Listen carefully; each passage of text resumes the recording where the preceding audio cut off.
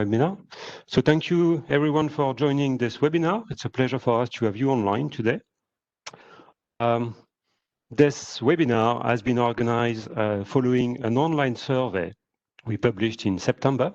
So I would like also to thank all the people who took time to answer this questionnaire. We will therefore this afternoon present you the conclusion of this questionnaire.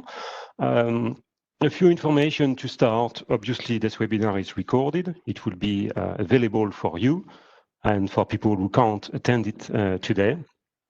It will be around 45 minutes altogether into two sessions, I would say. A bit more than 30 minutes probably, where we will present the conclusion and have also L'Oréal testimonial. And then you will be able to ask questions using the question and answer chat functionality of the WebEx tool we are using. Start. So as you have seen, the name of the webinar is Get Inspired and Rethink Your International Mobility Strategy. So we will present you the conclusion of the survey we've launched online, but first I'm going to introduce you, the people that we speak this afternoon with me, starting by Stéphanie Roche. So Stéphanie is the head of international mobility at the L'Oréal Group. She's got more than 12 years of experience in that branch, and she's been working hard with us, and she will present you at the end of the webinar L'Oréal testimonial and procedures and how L'Oréal managed to face this crisis.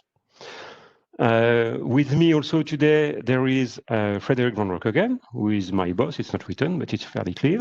So Frederic joined us 6 years ago now. Before that, he headed the Ministry Office of Health in France, and he was for 10 years the head of the French National Health Insurance Fund before joining MSH. And myself, Laurent Cochet, so I'm the Deputy Executive Director of MSH. Been in the company for quite a while now, and very happy to be with you this afternoon.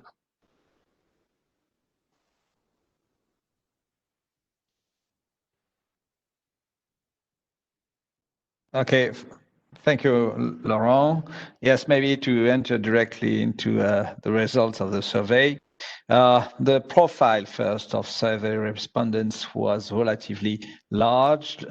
57 organizations responded to this survey, and mostly large organizations, over 50 mobile employees, but representing various business sectors, as you see. Manufacturing represented 30% of the respondents, but consumer goods 19%, oil and gas and energy services 14%, also financial and professional services, engineering, construction, and so it was relatively diverse, and we will see diversity is very interesting when we analyze the results. The size of internationally mobile population, I would say roughly half of the respondents were over 50 international mobile employees. The companies over 250, that is relatively large companies, representing 32% of the respondents, and 4% were less than 50 internationally mobile employees. So we see we have a diversity in sectors and diversity in the size of the internationally mobile population.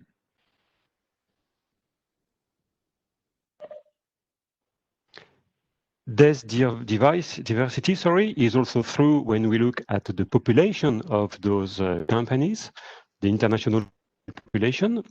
As we have seen, it's mainly large corporations who have answered the standard. Therefore, it is not surprising to see that they have international employees all around the world, with more than 2/3 of the companies declaring Asia as one of the main locations, then Europe, North America, Africa, and all around the world, which is again fairly logic, bearing the size of the clients who have this survey.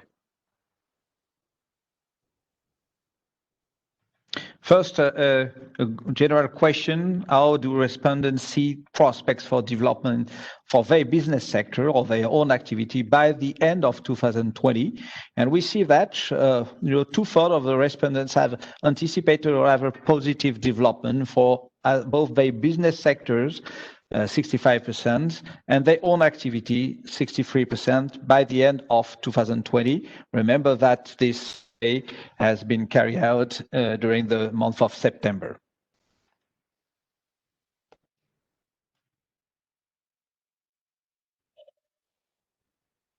So, second question, how do respondents see prospects for development for their own activity by the end of 2020? So we can see, and it's probably not surprising, that large companies operating particularly in consumer goods and manufacturing sector are more optimistic. Here you can see more detail. And as you can see, companies with less than 50 mobile employees are less positive, with 43% of positive answer to this question, whereas larger employers are by far more positive, as you can see on the screen. So it is not surprising because, of course, a very large company is more robust, is more solid, has more financial stability than a small company that can be deeply affected. So that's one of the first obvious conclusion. This can also be linked, and we will see that with L'Oréal after, also to the possibility for companies to access information. The larger the company are, of course, the more organized they are able to seek more information on legislation, on how to keep on sending population, how to try to keep on developing the business. So it has also an impact on the perception of the business in the future. Then, not surprising neither, the sector activity has a deep impact too. Consumer goods, of course, are more positive. We can see that also on TV or on the web every day. It's true that tourism industry is far more affected than the big traditional food supplier, for example. So it's not surprising that the sector activity has a deep impact here. And we can see at the bottom financial services that are fairly pessimistic for their own activity by the end of this year. And again, no surprising to see energy and oil and gas that are also suffering a lot at the present time.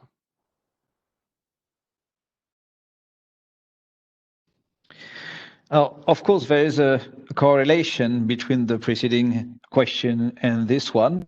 Namely, how do respondents see prospects for development for the size of a total workforce by the end of year 2020? And we still have effectively the large companies, over 50 mobile employees, which have a rather positive view on the development of the size of a total workforce. We can see the details after just clear. Okay, so you see that the answer are a little slightly less optimistic than the preceding one, but still positive. The companies over 50 have more than half of the respondents who respond positively. They see positive development of the size of a total workforce. At the opposite, we have only 39% of the companies having less than 50 mobile employees abroad that see a positive development of the size of a total workforce. But as you see, it is slightly less optimistic than the preceding one. Of course, we have exactly the same impact of the sector of activity. At the top, consumer goods are very positive, and oil and gas, mining, energy, construction are much less, of course, much more pessimistic on the development of the size of a total workforce, completely correlated with the anticipation of the global activity in the sector.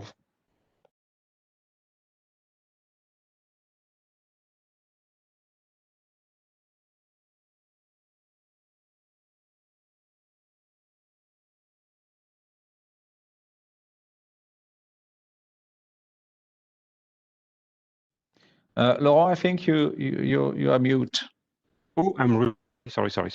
Yeah, so sorry, what impact has COVID-19 on the size of the international mobile population of respondents? So here, as you will see on the slide, still fairly positive, even quite positive, with 75% of respondents who have kept all or most of their international mobile workforce. So that's good news for everyone. 18% who have repatriated most of their international mobile workforce. So this may be linked also to activity, as we have seen, to countries also, but globally it is less than a fifth of the respondents, and very few have increased or repatriated all their international mobile workforce. So despite the situation, and again, this survey was conducted in September, still a fairly positive approach, and globally companies seem to be fairly confident in the future, and most of them have kept their international mobile workforce.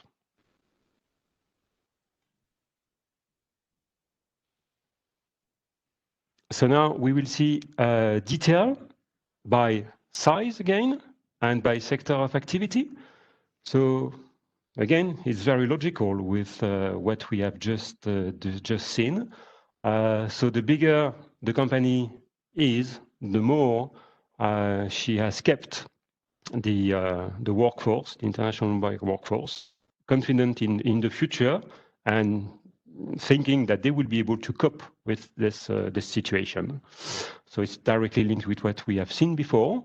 You can see, and that's a bit surprising here, that financial services, who was fairly pessimistic, has kept most of their international workforce. We are talking here large corporation, very large corporation, whether it's in finance industry, insurance, banking. So they seem to be able to cope, keep their workforce despite, again, quite a more pessimistic views on their future. And a big difference for the oil and gas, that in that case, only 45% of the companies have kept most of their international mobile workforce. Okay?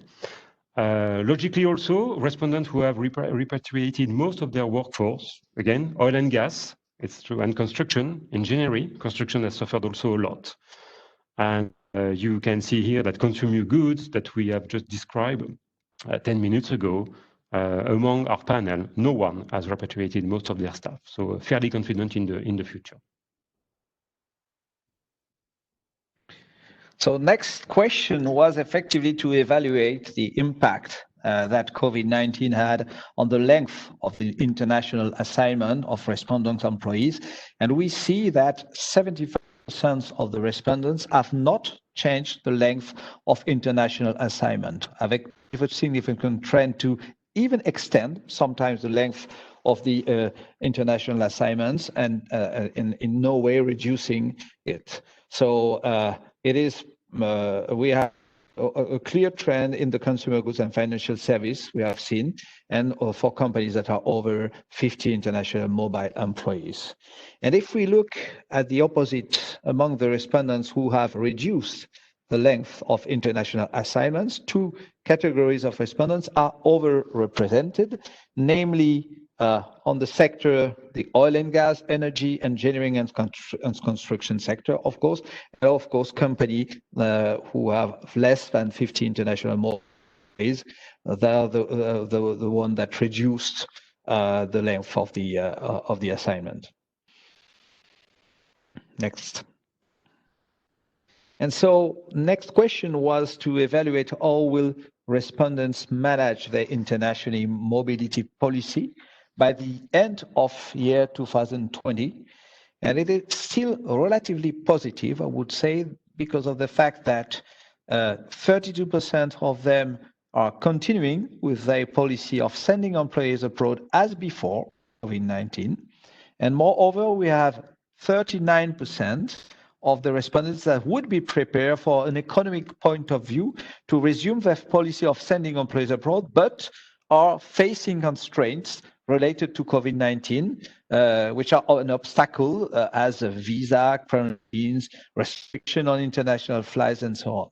So this represents roughly 71%, the total, of companies that either are continuing as before or would be prepared to do it as soon as I would say the global environment relatively to the health situation evolved.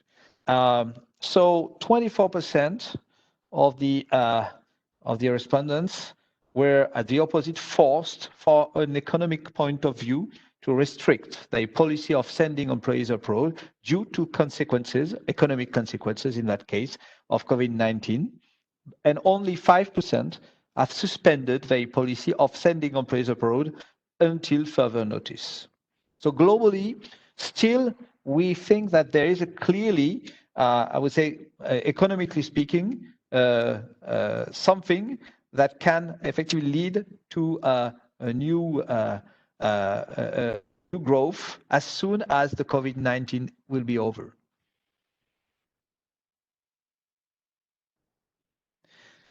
So this is the question, effectively, of who would like to continue with or with the existing international policy without current constraints.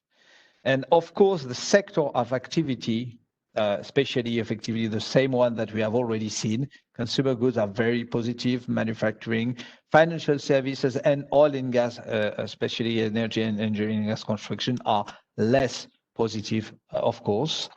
And on the size of internationally mobile population, it is still exactly the same kind of answer. You have noticed that effectively, strangely, I would say middle-sized companies between 50 and 250 mobile employees are slightly more optimistic than the very big ones.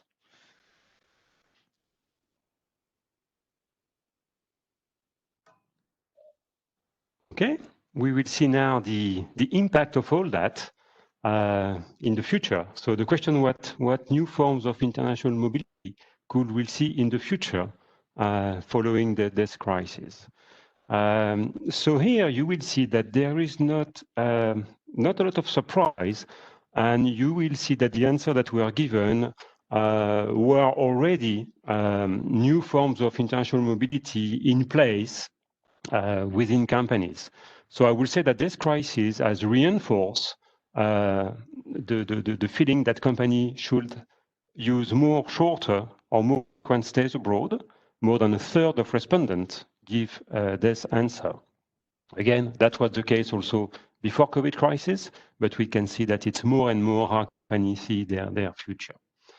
Commuting, same thing, something that is already in place, seems to be also a new form or a form that will be more developed in the future, with 17.5% of the people saying that the commuting will be more and more used in the future.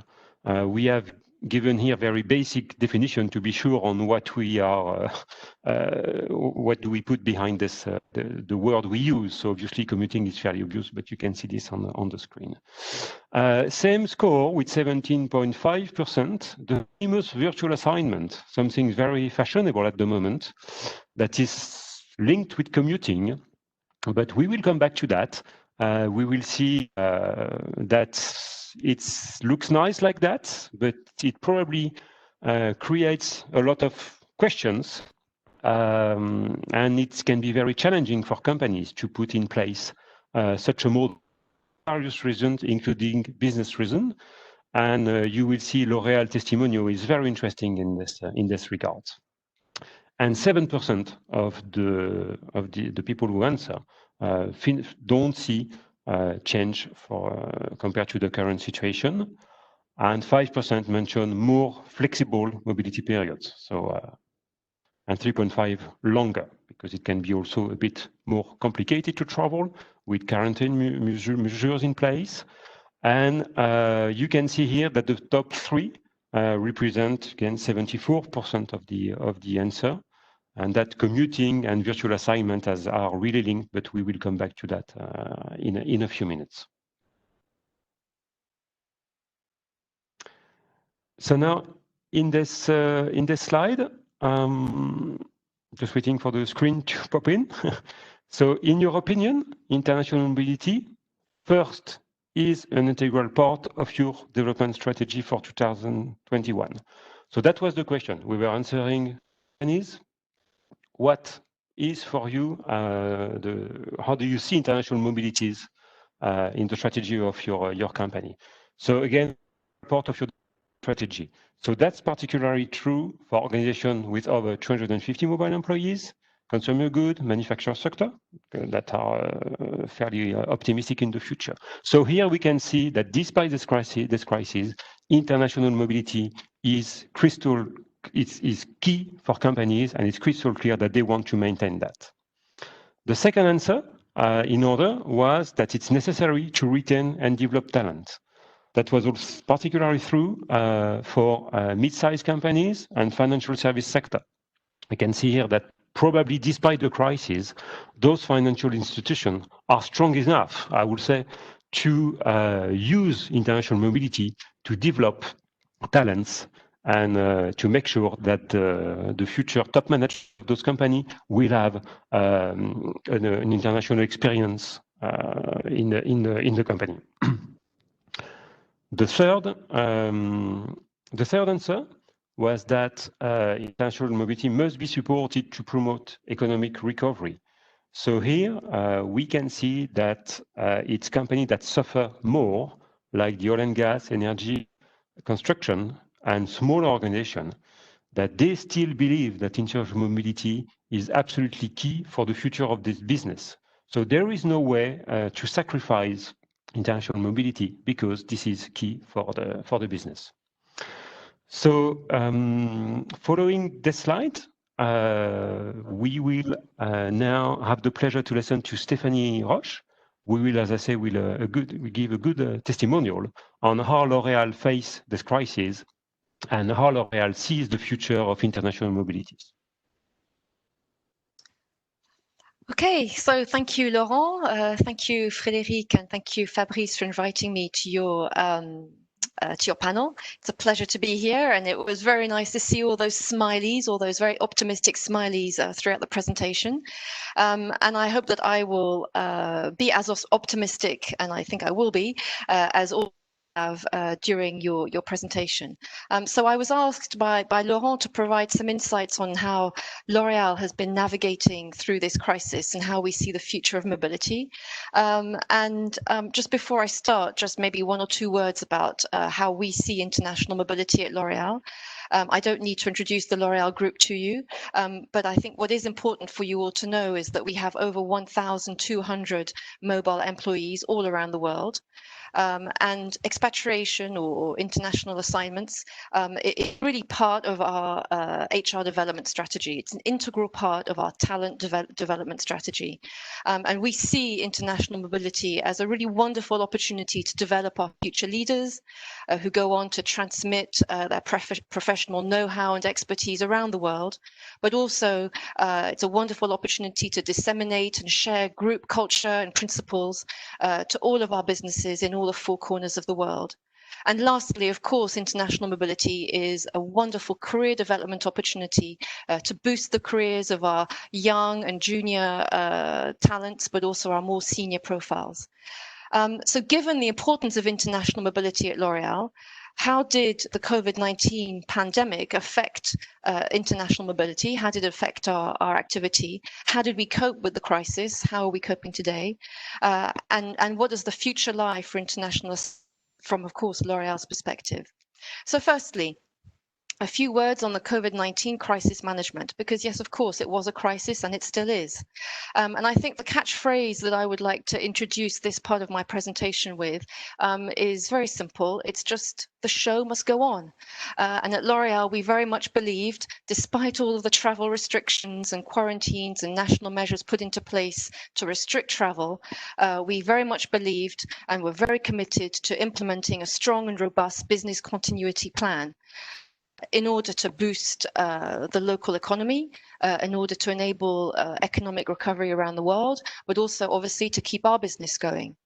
At the same time, we were obviously extremely attentive to our duty of care obligations. So duty of care towards the safety and security of our employees and of course their families. And so what did we do? What measures did we take? Of course, the group imposed a travel ban, and it's obviously still in force early in late February, so early on in the crisis. So end of February, early March. So all business travel was prohibited, including departures on international assignments. That did not mean that our department went into chômage partiel at all. We had a lot of work to do because we had to solve all of the practical issues involved with people not being able to move on to their international assignments. And like the majority of respondents in your survey, we did not repatriate any expatriates or their families back to their home countries. We decided that the best thing would be for them to stay in their countries of expatriation in order to enable this business continuity plan, but also to show solidarity with local employees. That was very, very important with us from an equity point of view.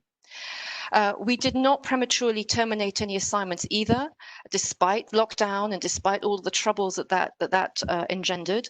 And so what we have continued to do throughout this entire crisis is to move our assignees around the world on business critical assignments.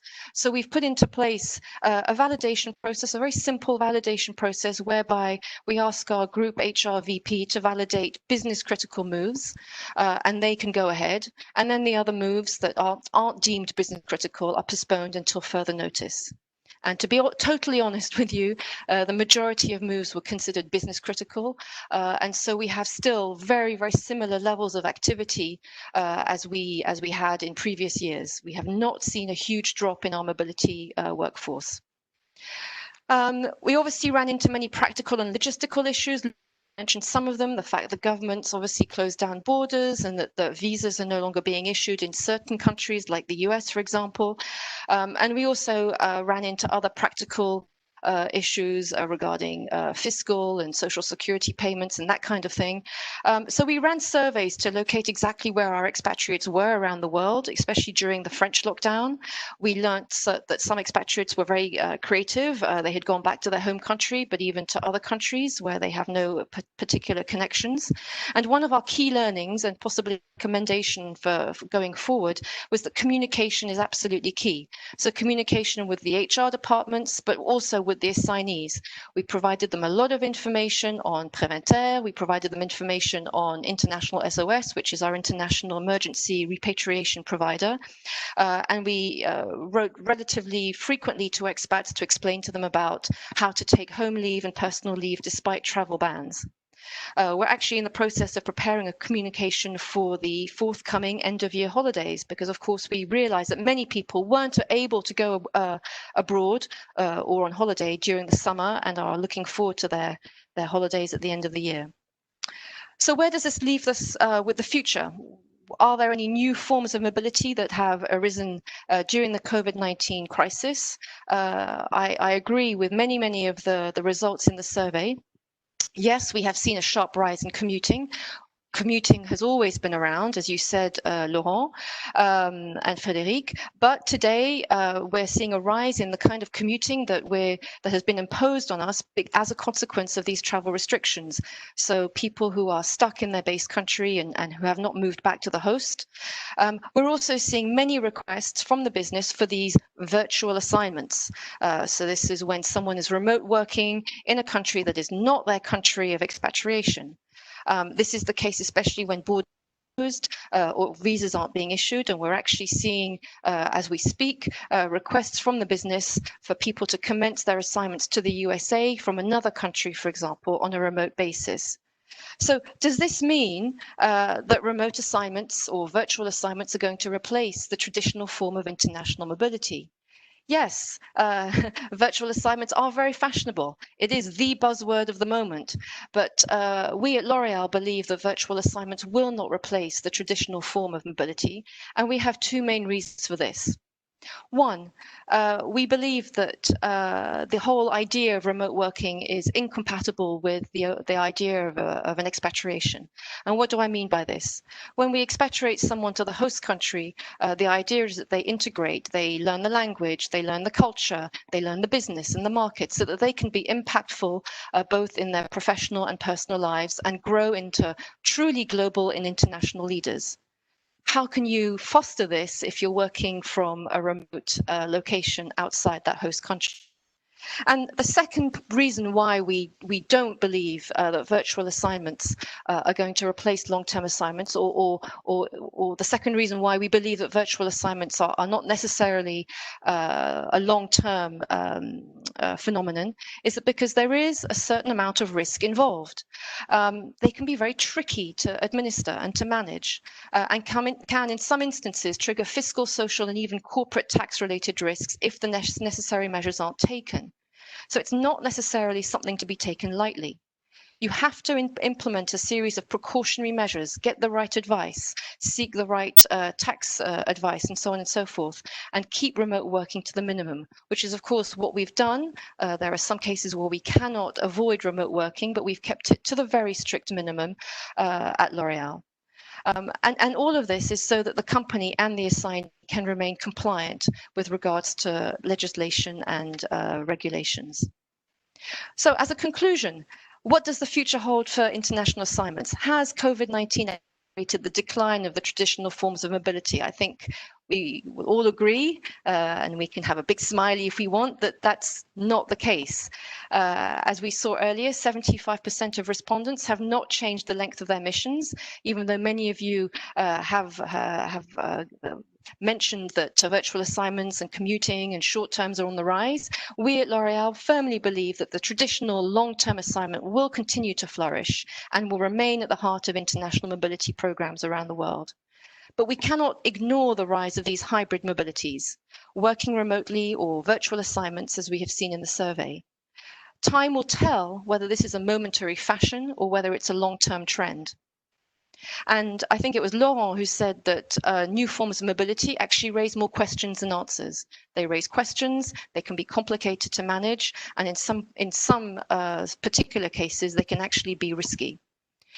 So international assignments are a fabulous retention tool. We've seen that they can enable companies to develop and grow future leaders.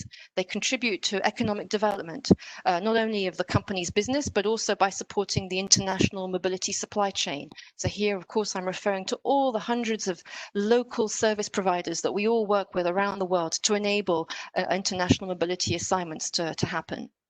So I will end this on a very optimistic note, but it's a cautionary note as well. International mobility, as we know it pre-COVID, is not dead. It's going through turbulent times. And if companies take the right precautionary measures and seek the right advice, they will be able to overcome this crisis and master the challenges faced by these new forms of mobility while continuing to develop international careers for their top talent. So thank you very much. So thank you very much, Stephanie, for what you shared with us. It was extremely interesting. So this is Fabrice Tuffigo speaking. I'm the Chief Marketing Officer of MSH, and we have a few questions for our panelists. So the first one would be, what about the future of long-term assignments? Are they still at the heart of international mobility policies?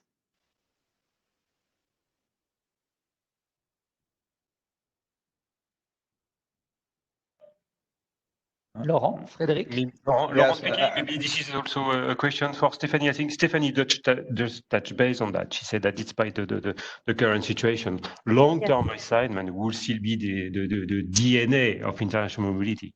And from what I've heard from Stephanie, this will still be the core of international mobility in companies like L'Oréal and in the L'Oréal Group. But Stephanie, maybe you can comment. Yes, no, I totally agree, Laurent. I couldn't agree more. Absolutely. I mean, as we said earlier, an expatriation, it's not just about getting the job done. Because after all, if you can just get the job done, you could do that remotely. But it's much more about integrating into the host country, learning the language, and developing as a person so that you can then become this truly global leader. And for a company like L'Oréal, where we are very selective, so we have a lot of expats, but we are very selective as well. And the idea is to select the best so that they can go and develop themselves and then become, as I said, truly global leaders. And that's almost impossible to do if you're not in the host country. Thank you very much. So we have many questions for you, Stephanie. Okay. So we have also another question about Xmas rules. Have you put anything in place? About Christmas home leave, For you Christmas, mean? So yes. Yeah. Christmas, yes. So, well, yes, I mean, what I can share with what we're most likely going to put into place is that obviously, so I said that we were going to communicate to our assignees, and I would highly recommend any big groups out there to do the same, because I think assignees are worried at this very moment. Many of them haven't been able to leave their countries over the summer, and so Christmas is coming.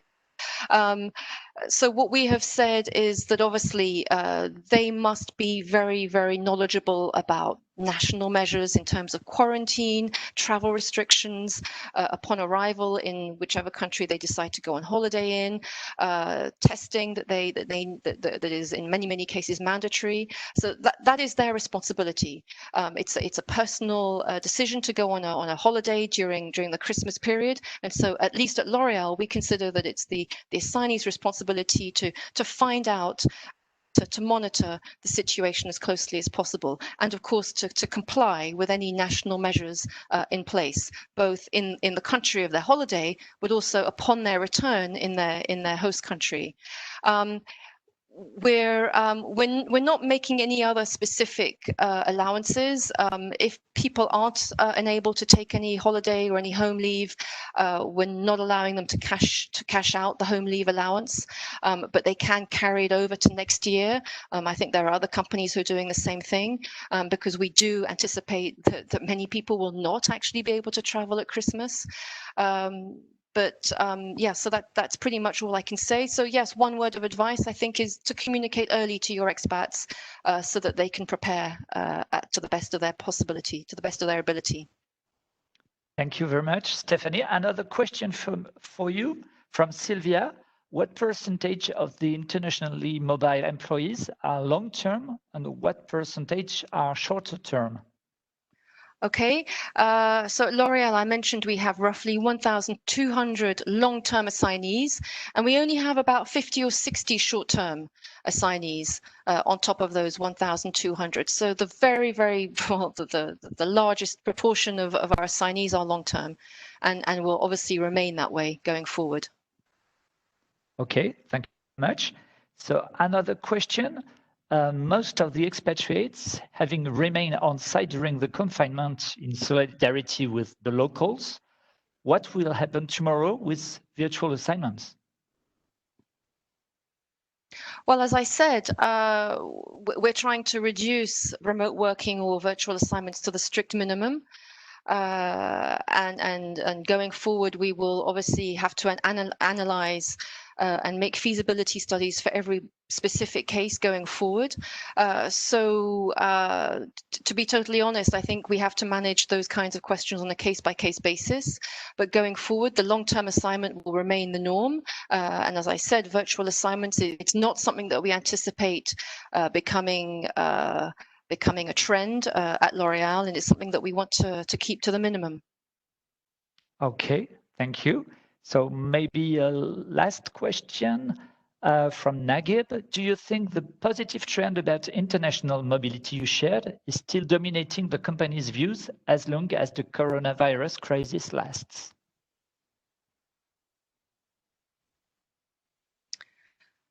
Do I think that the optimistic view that we share about long-term mobility will oversee coronavirus? Yes, I think that we can be very positive looking beyond during the coronavirus or the COVID-19 pandemic and beyond. I don't know if I've answered the question or if the individual wants to provide more detail on the question. But no, I mean, I think from a long-term perspective, I think that we can all be optimistic because at the end of the day, what is international mobility? It's all about developing our businesses. It's also about developing careers. And there's no better way to do that than to be in the field, on the ground, with the teams, speaking the language, meeting the people. And so that's why I think that the crisis that we're going through right now is incompatible with long-term mobility plans.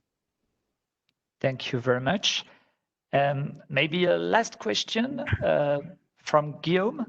Do you see any relation between companies' remote working policies and international mobility policies?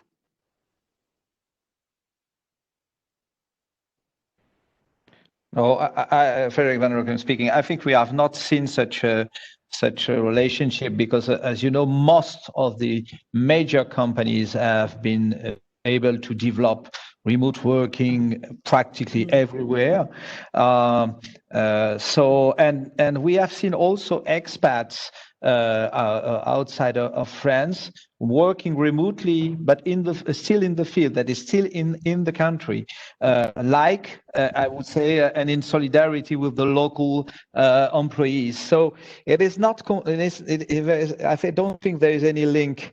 Most of the companies being able to work remotely. Some of them, I have examples in the banking sector, for example, being able to work 100% remotely, but still. Of course, on the international mobile employees, thinking that effectively they have to share, I would say, the day-to-day work with the local employees to ensure effectively solidarity and also the management skills, because it's part of your management skill to share with your people, they design. So.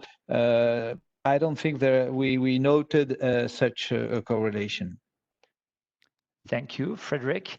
And maybe a very, very last question for Stephanie, once again, from Sylvia. We want to know if you have digitalized your international mobility processes by L'Oréal. That's a great question. No, we haven't yet. Okay. Have you plans to do it? Yes, so it was obviously very complicated. I can see why the question's being asked. Obviously, running all of these surveys and having all of these validation lists and so on and so forth was impeded by the fact that we actually don't have a very digitalized system. But look, we managed, we got through it. There is this wonderful tool called Microsoft Excel, which we have become great users, super users on Excel. And yes, we do have plans at some point in the near future to digitalize, but that is not the priority at this very moment. Thank you very much, Stephanie. Frederick, Laurent, maybe you want to conclude? Oh, maybe we have to thank first all the attendees of this webinar. We were close 80 to attend, which is a very good result, knowing that effectively it is a very interesting subject. I think that Stephanie was exceptional, I would say, because very clear in effectively your priorities. Of course, L'Oréal is a very important company in our business as well as worldwide. So it was, I think, very interesting to have your testimony to understand how you cope with these difficulties. What would you say? First, I would say effectively we see big correlation between the sector of activity, the numbers of mobile employee. But I would say maybe one thing that we have to think about is effectively the situation of the smaller companies, less than 50 mobile employees, that are rather pessimistic. And we had a discussion with Stephanie of how to manage this situation for the smaller companies. And clearly, I would say the example of the biggest one, who were able to cope with the situation despite, I would say, the difficulty, show that there is also some reason to be optimistic. And being able to think about what will be the future after COVID-19, because there will be definitely a future after this pandemic.